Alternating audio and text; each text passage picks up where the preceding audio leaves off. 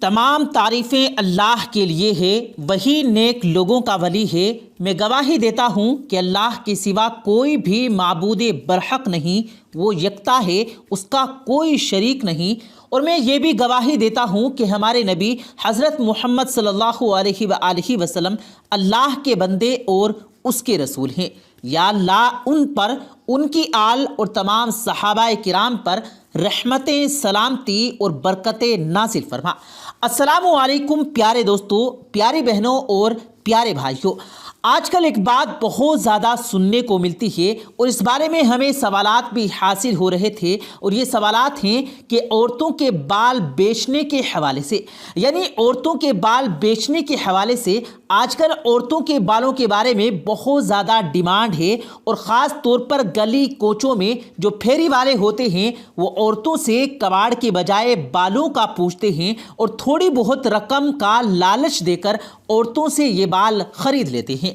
عورتیں بھی تھوڑی سی ایکسٹرا رقم کے لالچ میں اپنے بال بیچ دیتی ہیں۔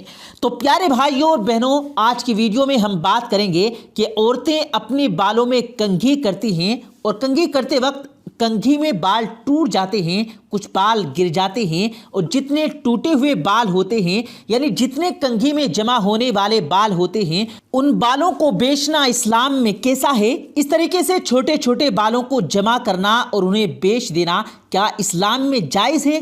تو آج ہم اسی پر بات کرنے والے ہیں۔ اس بارے میں مکمل تفصیلات جاننے کے لیے آپ سے گزارش ہے کہ ویڈیو کو آخر تک ضرور دیکھیے گا۔ پیارے دوستو، آج کل تھوڑے سے پیسوں کے لالچ میں اکثر عورتیں کئی مہینوں تک اپنے گرے ہوئے بال، اپنے ٹوٹے ہوئے بالوں کو اکٹھا کرتی ہیں، یعنی جمع کرتی ہیں، پھر انہیں بیچ دیتی ہیں۔ پھر اس کے بدلے میں یا تو چھوٹی سی کوئی چیز خرید لیتی ہیں یا پھر پیسے لے لیتی ہیں۔ کیا ایسا کرنا درست ہے اور اسلام اس بارے میں کیا کہتا ہے؟ تو چلیے یہ جاننے کی کوشش کرتے ہیں کہ عورتوں کا بالوں کو بیچنا کیسا ہے اور اس بارے میں اہل علم کیا کہتے ہیں۔ علماء دین فرماتے ہیں کہ عورتیں جب اپنے بالوں میں کنگھی کرتی ہیں اور ان کے بال ٹوٹ جاتے ہیں اور کچھ بال گر جاتے ہیں، تو ایسے ٹوٹے ہوئے بالوں کو، ایسے گرے ہوئے بالوں کو بیچنا اسلام میں ناجائز اور حرام ہے۔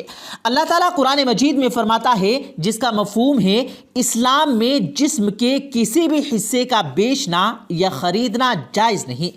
اسے آپ یوں سمجھیں کہ انسان جسم کے کسی بھی حصے کا، جیسے بال، آنکھ، ناک، کان، دانت، زبان، ہاتھ یا چمڑی یا ہڈیاں، یعنی سر سے لے کر پاؤں تک انسان کے جسم کو بیچنا یا خریدنا یہ جائز نہیں ہے۔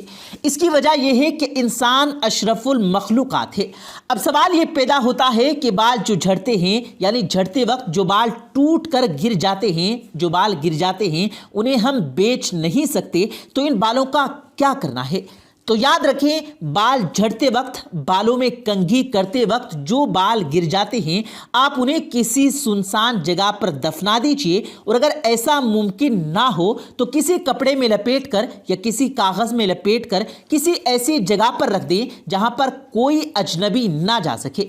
اس کی وجہ یہ ہے کہ ایک اجنبی مرد کے لیے عورت کے بال دیکھنا جائز نہیں ہے۔ اور پیارے دوستو، بالوں کے اوپر کالا جادو بھی کیا جاتا ہے، تو پھر کسی اپنے سے یا کسی اجنبی سے ہمیشہ ایسی چیزوں کو دور ہی رکھیں، ہمیشہ ایسی چیزوں کو چھپا کر رکھیں۔ پیارے بھائیوں اور پیاری بہنوں، یہ تھی گفتگو بالوں کے بیچنے کے حوالے سے۔ چلیے اب آپ کو بالوں کے اور عورتوں کے پردے کے احکام کے حوالے سے بتا دیتے ہیں۔ تو پیارے بھائیوں اور بہنوں، جہاں تک عورت کے پردے کی بات ہے تو واضح رہے کہ اجنبی اور غیر محرم مرد سے عورت کے چہرے اور سر کے بال دونوں کا پردہ جائز ہے۔ قرآن مجید میں اسی طرح آیا ہے، اور صحابیات کا عمل بھی اسی کے مطابق تھا۔ اس لیے خود سے اس کی توجیہات نکالنا درست نہیں ہے، بلکہ اسلام میں جو حکم جس طرح آ گیا اس کو اسی طریقے سے کرنا لازم ہوتا ہے۔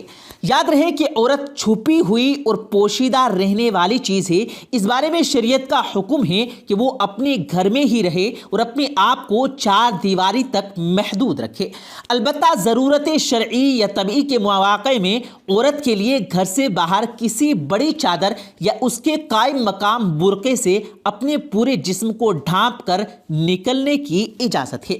اور یہ حکم قرآن کریم کی اس سورت احزاب میں یوں بیان ہوا، جس کا ترجمہ ہے: اے پیغمبر، اپنی بیویوں، اپنی بیٹیوں اور مسلمانوں کی عورتوں سے کہہ دو کہ اپنے منہ یعنی چہروں پر نقاب ڈالا کریں، یہ اس سے زیادہ قریب ہے کہ پہچانی جائیں، پھر نہ ستائی جائیں، اور اللہ بخشنے والا، نہایت رحم کرنے والا ہے۔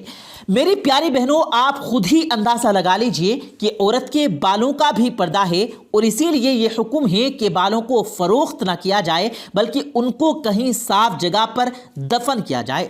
یہاں ایک بات یاد رکھیں کہ بالوں کو دفن کرنے کے حوالے سے شریعت میں کوئی خاص حکم موجود نہیں ہے، البتہ یہ ایک احتیاط کے طور پر ہے تاکہ یہ غیر مردوں کی نظروں سے بھی محفوظ ہو جائے۔